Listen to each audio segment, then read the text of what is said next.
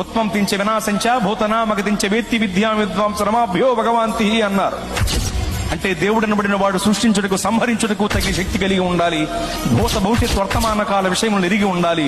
ఈ అర్హతలు కలిగిన వాడే దేవుడు అని భావం. ఈ రెండు అర్హతల్లో మొదటి అర్హత సృష్టించటానికి సంహరించటానికి కావలసిన శక్తి మహాశక్తి.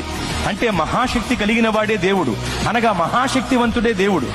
మరి మహాశక్తివంతుడు ఎవరు? నలుగురిని నరికినవాడా, 10 మందిని బాధినవాడా? నలుగురిని నరికినవాడు 10 మందిని బాధినవాడే మహాశక్తివంతుడైతే అలాంటి వాళ్ళు చాలా మంది ఉన్నారు లోకంలో. మరి మహాశక్తివంతుడు అంటే ఎవరు? ప్రపంచమంతా దేన్నైతే జయించలేకపోతుందో దానిని జయించిన వాడే మహాశక్తివంతుడు. ప్రపంచమంతా నాటికి నేటికి ఏనాటికి మరణమును జయించలేకపోతోంది. మరణమనే మహమ్మారి మర్యాద లేనిదై మానవ జాతిపై విరుచుకుబడి మరణ మృదంగాన్ని మ్రోగిస్తూ విజయ వికటట్టహాసం చేసి వెర్రవీగుతుంటే మరణమనే మహమ్మారి యొక్క పీచమణిచి దాని ముళ్ళు విరిచి మరణమును జయించి తిరిగి లేచిన మహాశక్తివంతుడు యేసు ప్రభువు వారు మాత్రమే. ఓ మరణమా నీ ముళ్ళు ఎక్కడ, నీ విజయం ఎక్కడ? నీ ప్రభువు అడిగితే మృత్యువుకు ముచ్చెమటలు పట్టాయి.